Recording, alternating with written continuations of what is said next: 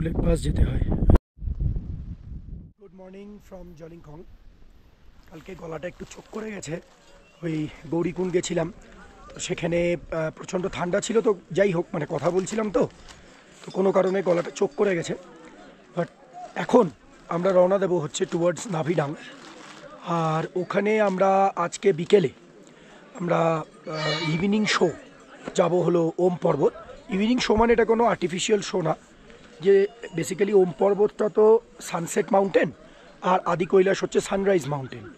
তো আদি কৈলাসে জেনারেলি যারা আসবে সানরাইজ দেখতে হলে ভোর 5:45 নাগাদ কিন্তু বেরিয়ে, মানে জলিংকংয়ে যদি কেউ মানে থাকো তাহলে টেন্ট থেকে বেরিয়ে গিয়ে একটা ওই মানে শিব মন্দির আছে, ওখানে গিয়ে তোমরা সানরাইজ দেখতে পারো। অথবা যারা তোমার ধরো নেপালচু থেকে আসবে তারা এমনভাবে গাড়ি বুক করবে যাতে 5:45 মধ্যে তোমরা জলিংকং পৌঁছাতে পারো সানরাইজের জন্য, যেহেতু আদি কৈলাস হচ্ছে সানরাইজ মাউন্টেন আর ওম পর্বতটা হচ্ছে সানসেট মাউন্টেন। সো ওম পর্বতে মোটামুটি 4টে 4:30-র মধ্যে বিকেল তোমাদেরকে পৌঁছে যেতে হবে, ঠিক আছে? সো এখন আমরা মানে আজকে আমরা ওম পর্বতেই যাব ইভিনিং শোটা দেখার জন্য, যে সানসেটটা যদি পাই, কারণ আমাদের ব্যাড লাক যে আদি কৈলাসে আমরা সানরাইজ পাইনি অত ভোরে উঠেও, কারণ ওয়েদার ভীষণ খারাপ ছিল, স্নোফল হয়েছে সারা রাত ধরে, তো সেই কারণে আমরা পাইনি। সো ইটস ওকে, এটাই হিমালয়, হয়তো এবার পাইনি, পরের বার একবার আবার অ্যাটেম্প্ট নেব, আবার ট্রাই নেব।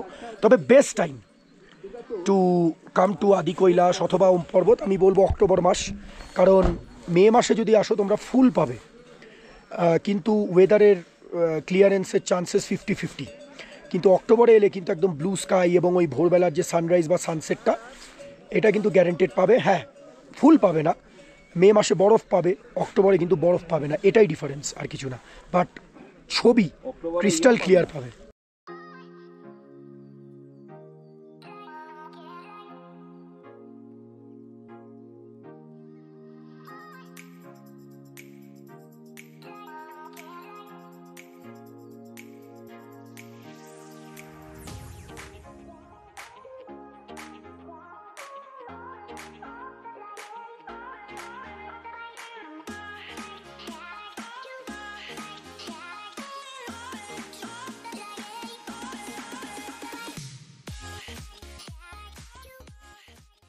সো বন্ধুরা, আমরা এসে পৌঁছেছি নাভিডাং, আর এখন বাজে ওই দুপুর 12টা, আর এখান থেকেই ওম পর্বত দেখা যায়, কিন্তু যেহেতু মানে ওয়েদার খুবই খারাপ সেই জন্য ওম পর্বতের দর্শন এখনও অবধি পাওয়া যায়নি।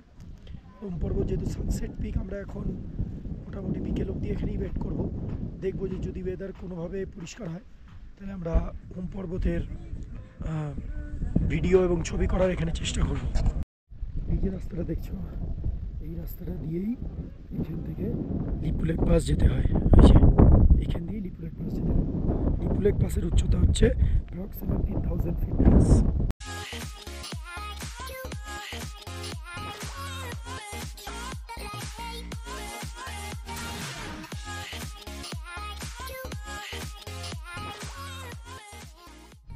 প্রচণ্ড হাওয়া বইছে, হাতগুলো পুরো মানে ঠান্ডায় না পুরো জমে যাচ্ছে, কাঠ হয়ে যাচ্ছে, ট্রিমেন্ডাস হাওয়া। আর আমার ঠিক পেছনে এখানেই নাগ পর্বতটা দেখা যায়, আমি তোমাদেরকে একটু দেখানোর চেষ্টা করছি। এই যে এই জায়গাটা থেকে নাগ পর্বত দেখা যায়।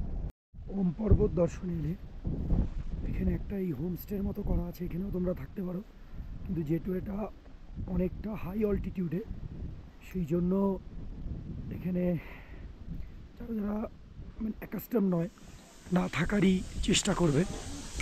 আর ওই যে এন্ট্রান্স গেটটা দেখছো, ওটার পরে একটা আর্মি ক্যাম্প আছে বাঁদিকে, ওখানের কোনো ফটোগ্রাফি বা ভিডিওগ্রাফি করবে না, ওখান থেকেই পুরো ওম পর্বতটা দেখা যায়।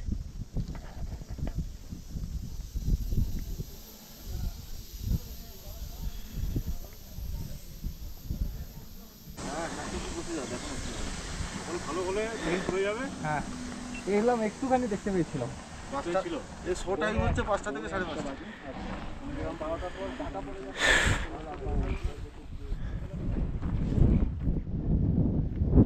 এই জায়গাটাতে দেখা যায় ওম পর্বত।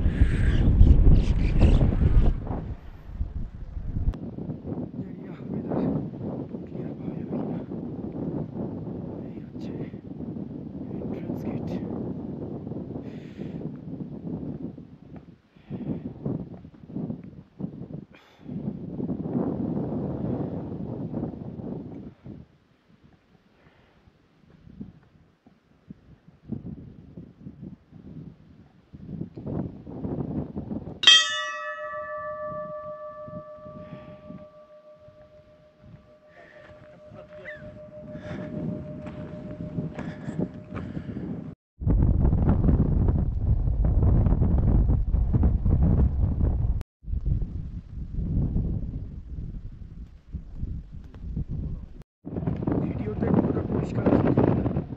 এই যে দেখো, এই যে একটা ওমের নিচের পোর্শনটা আর এই যে উপরের পোর্শনটা হচ্ছে এইটা। পুরোটা এখনো ক্লিয়ার নেই, এটা মেঘটা সরে গেলে পুরোটা দেখা যাবে। এটা নিচেরটা আর এটা উপরেরটা।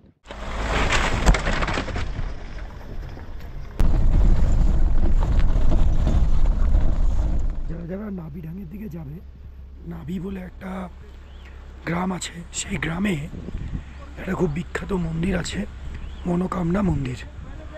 চলো মন্দিরটা একটু তোমাদেরকে দেখাই।